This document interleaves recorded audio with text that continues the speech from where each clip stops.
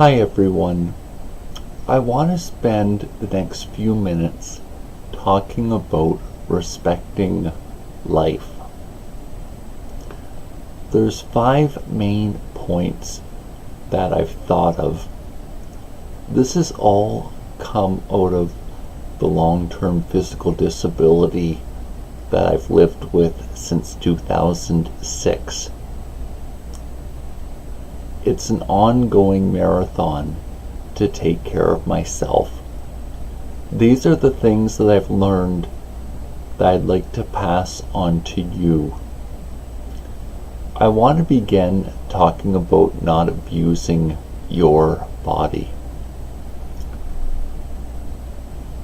It's really important to avoid overworking. What I mean by this is avoiding the mental fatigue that comes from ongoing hours of work with very little break and very little downtime.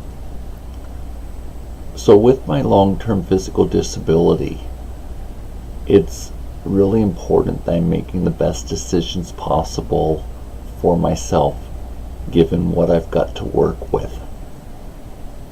I can't afford to let my mind not be sharp. So I try to get a balance between what it takes to manage day-to-day life, as well as having the downtime needed to regenerate. The second sub-point is ensuring a healthy diet. So I receive the provincial disability, the Ontario Disability Support Program, and also Canada Pension Plan disability benefits because I was a part of the workforce until it was no longer possible. These programs only provide a nominal income replacement. The only way to properly manage a healthy diet on these disability pensions and others I've heard of, such as what's going on in England right now, is by cooking yourself. So how I've managed cooking healthy meals has primarily been by using my slow cooker and cooking multiple meals at the same time and then freezing them. This summer I plan to get back into some very basic gardening. Part of having a healthy diet is the vegetables that go with it. So it'd be a lot cheaper for me to have a few tomato plants on my property than buying 4 tomatoes for in the range of $2.50 Canadian. So there are things that you can do around your home with little effort that will help your money go further while giving your body the nourishment it needs. Part of why it's important to have a healthy diet relates to ongoing physical therapy. And even if you don't have a physical disability, the ongoing exercise is really important to be taking care of your body. Someone who regularly engages in exercise, has a better pulse rate during a surgery than someone who's not in good physical condition.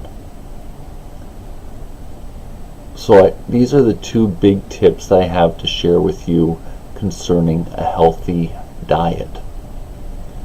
The third part of this is a consistent sleeping pattern. So for me, this is very much of a challenge. The chronic pain that I experience regularly interrupts my sleep several times a night, finding that I need to rest during the daytime. In fact, most days it's a challenge to get enough sleep to have functioned on. I want to encourage you to, as best as possible, have a routine for your sleep. If it is that you're needing medication to help, then I encourage you to pursue this. If there are underlying issues like stress or pain that's causing you to be awake at night, I also encourage you to address these as best as is possible. I understand there's limits to both. Doing what you have control over is what I'm talking about, where it's not possible to block off a 9-hour period for your nightly rest. I want to switch now to the topic of the value of relationships. The first part is giving support to those who are struggling. There is a fine balance in this, and it's that you're not giving support in order to draw attention away from your own set of issues. What I mean by this is I've seen a number of people who give of themselves, but it's done to an extreme that doesn't allow them to get support they need for themselves, and they're effectively hiding their own brokenness and trying to draw distraction from it. So I'm very aware of this, and when it's happening, I don't always call someone out on it, but it's something that I'm very aware of.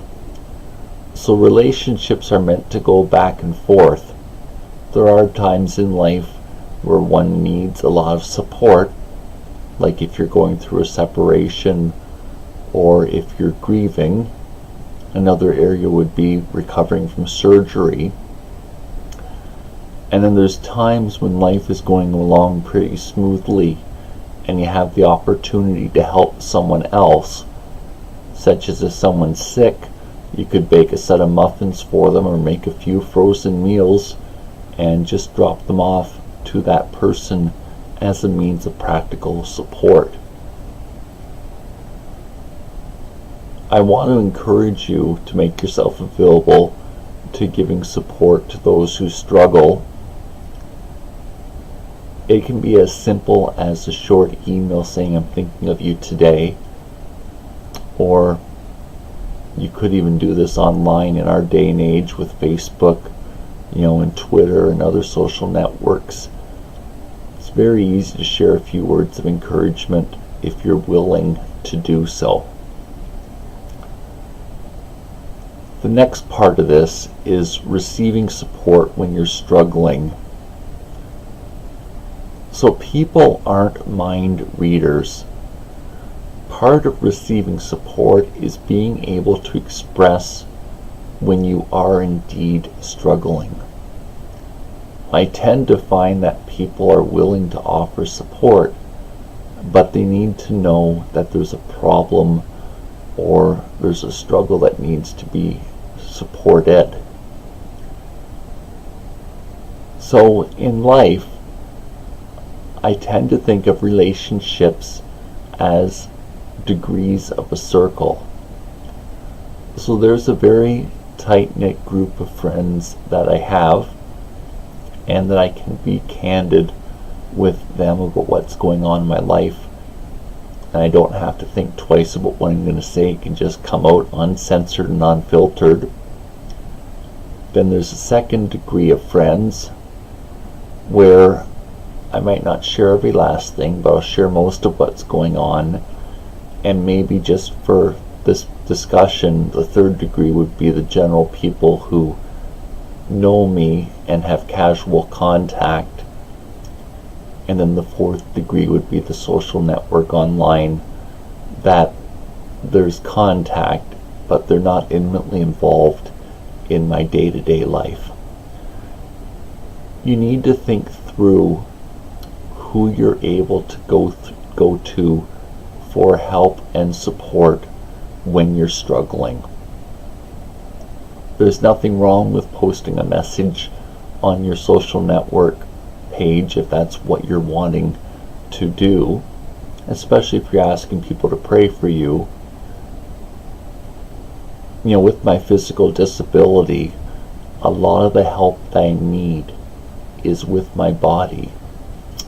And because of this, it's relying on people locally. Like when my pipes burst last week because of an extreme winter cold front that went through, it was people locally that helped me. I couldn't ask my family that doesn't live in the area for help with this. They're not here to physically, solder or change the plumbing.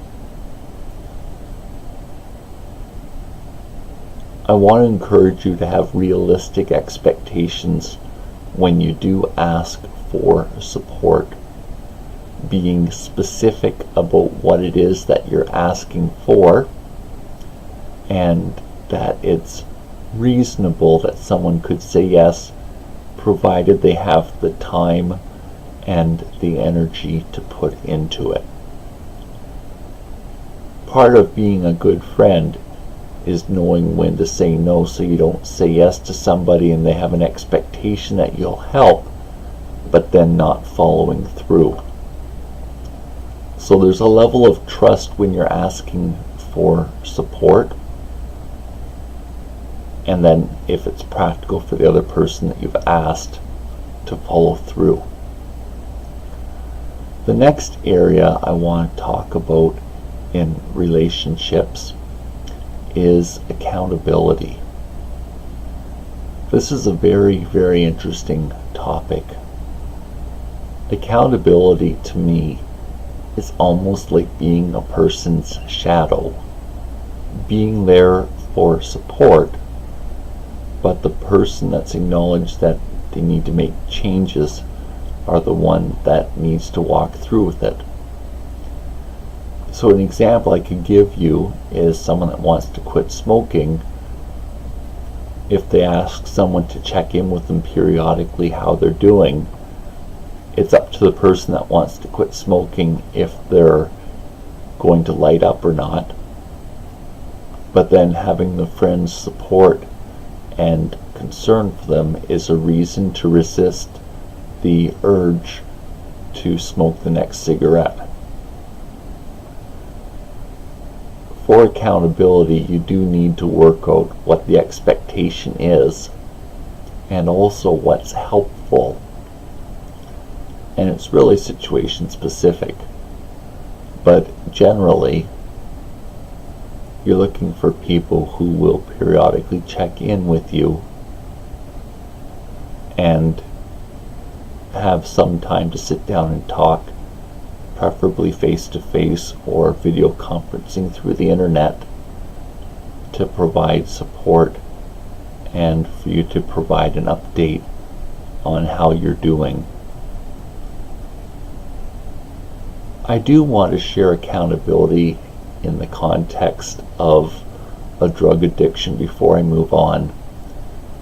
I've done some research into what's available when people do have a drug addiction, and I've found that doctors are told to be approachable if a person slides backwards.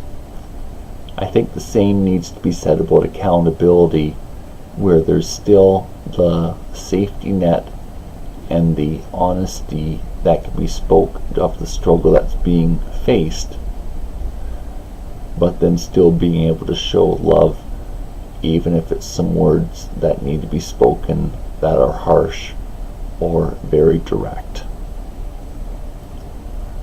The final aspect of relationships that I want to speak on today is the safety net that friendships provide. Nurturing friendships who are able to help you when you begin to lose your way is so important in this life. We've got so tied up in cell phones. I happen to feel that social networks are a bit of a double-edged sword, where they draw away from face-to-face interaction by reading just bursts of information online. I feel that a safety net around somebody needs to be, especially, or at least a strong component of it, done locally in their community where you live. I'm talking about not putting yourself in a position of being untouchable. You can effectively say anything you want about yourself online. Only those who live with you or live in the community where you are will know if it's true or not. I suppose this is part of the lure of the internet, where you can be your alter ego online if that's what you're wanting. I really value the safety net that friends do provide. There are several friends that I've had for more than 10 years now, dating back to when I was in college.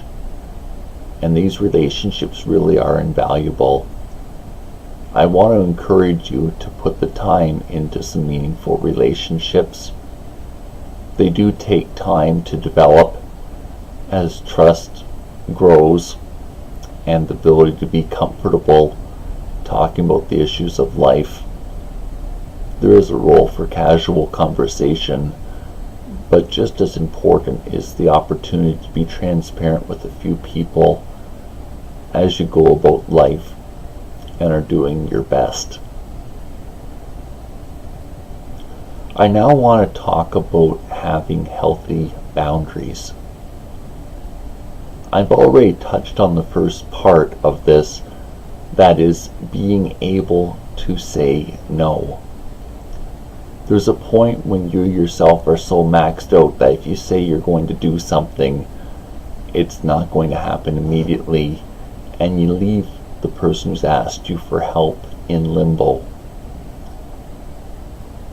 If you're asked to do something, try to be realistic in your skills and what you actually have time for yourself. There's nothing wrong with saying no. Part of that's being truthful with yourself as well, not just the other person. If you say that you're going to take on something, it means that you're giving up something else in return. You don't want to compromise your sleep over helping somebody over the long term. It's one thing to spend half an hour with somebody who's struggling before going to bed, but if your schedule's already maxed out, there's very little that you can practically do without damaging your health and effectively unbalancing your life over helping somebody else. The second area of having healthy boundaries I want to talk about is being the shadow of a friend who's struggling. So when a friend's struggling, it's not your issue. You're there to support. There's a fine balance in the help that you can give without, or which could cross the line and make it so that the person you're helping isn't addressing their issues and you're effectively giving them a free pass. If someone's struggling, there's nothing wrong with coming alongside of them and helping them get back on track, but there's a point when they need to start walking on their own and trying, even if they scrape their knees, so to speak. There's only so much that you can do for someone before you could begin to expect some results or some fruit to come from the time that you're spending with them. And I have called people out on this before who've asked for help, but we're really wanting someone to take care of them and basically baby them or coddle them.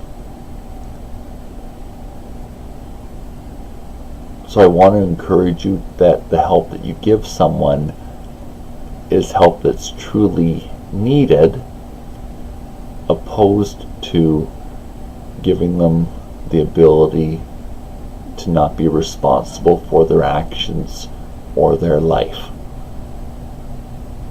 I understand that I've oversimplified this. There are lots of factors where maybe healthcare issues need to be addressed in order for the person to work through their issues. Being a good friend sometimes involves challenging someone. That's going to create a situation that's not comfortable, but needs to be spoke in love and with grace.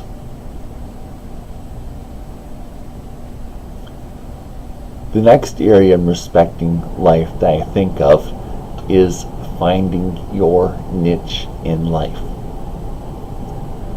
Part of this is focusing on what you're passionate about.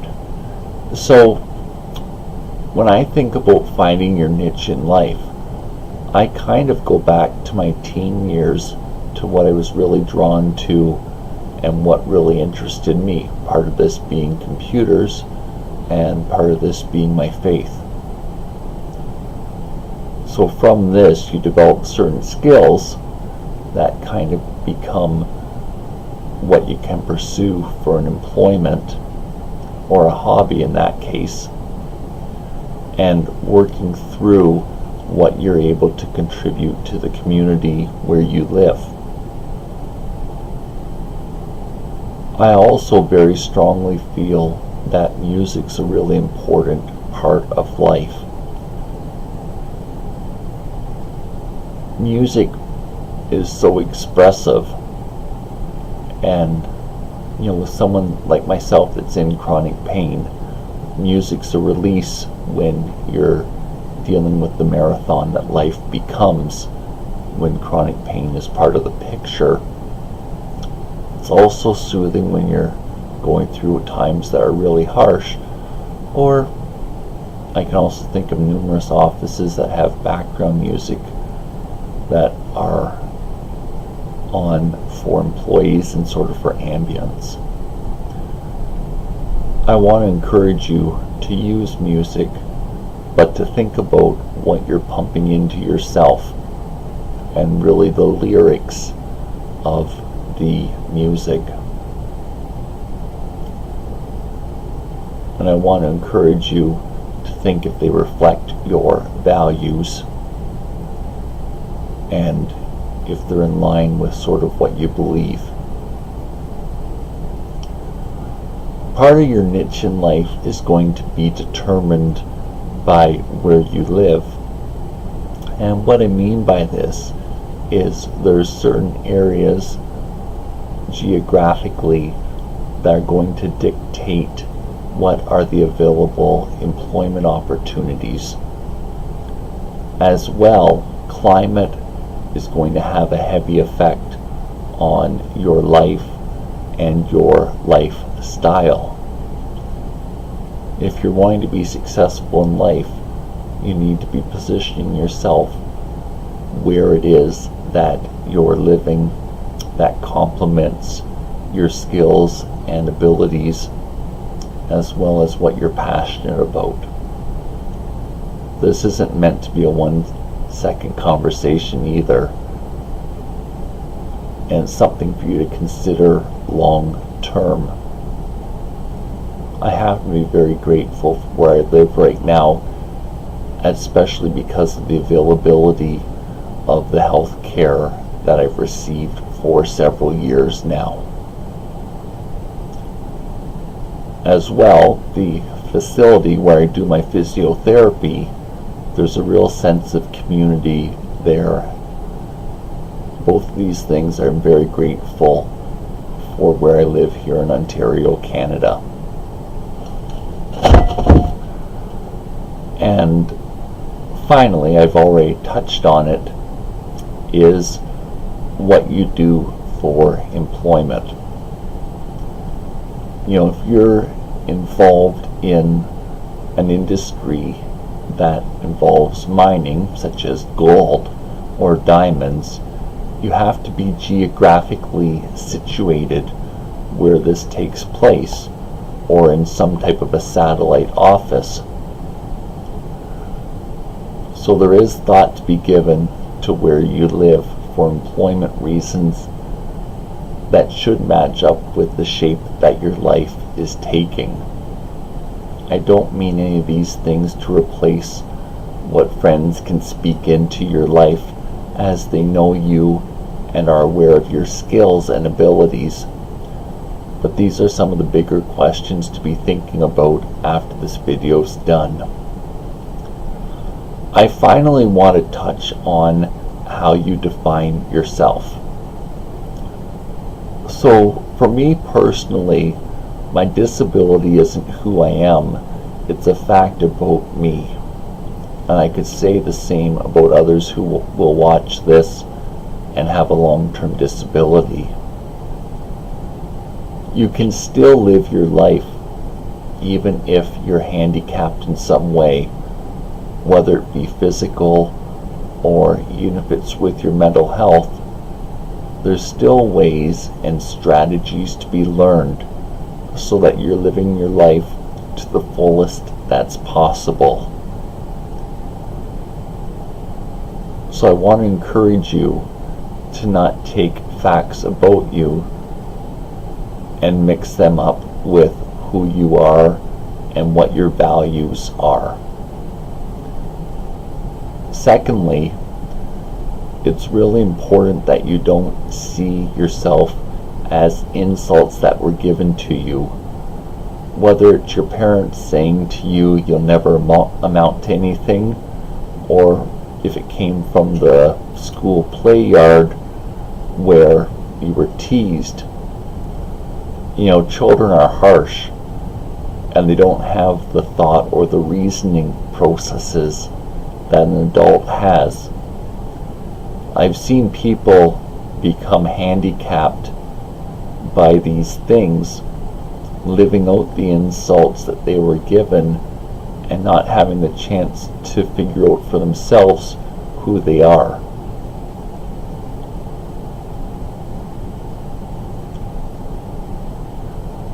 I want to talk briefly about defining your values. What I mean by this is thinking through what you stand up for, how you're going to act, and what really matters to you. So there are some things I'm very, very passionate about and I'll stand up for. There's other things that I hear people talking about and I'm kind of neutral on the topics. So for me, there's only certain battles that are worth fighting, and I expect you'll find the same with yourself. They may be a different set of topics, but nonetheless be only a certain set of topics that are worth really fighting for. This is another one of these big topics that takes time to think through what it is that you're going to stand up for and how you define your values. Evaluating how you spend your time is another key indicator of how you're defining yourself.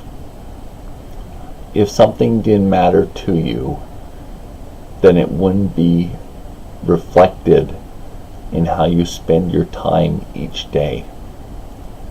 I understand that there are times in our lives where we're thinking about making changes, and there might be a period where you're getting uncomfortable with life and are getting ready to make big changes. So I understand the frustration of that situation. But generally, how you spend your time reflects who you are. And just from that, it may prompt you to be wanting to make some changes in how you live out your life each day.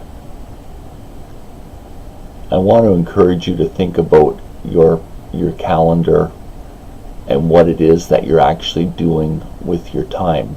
We're only here for so long. And for myself, after all I've been through with my hips, I value each day, even if it's a day that my disability really restricts me and really hinders me from doing a whole lot. I still value being able to get out of bed in the morning. I want to encourage you to find what it is in life that really makes you have a sense of fulfillment and enjoyment in life.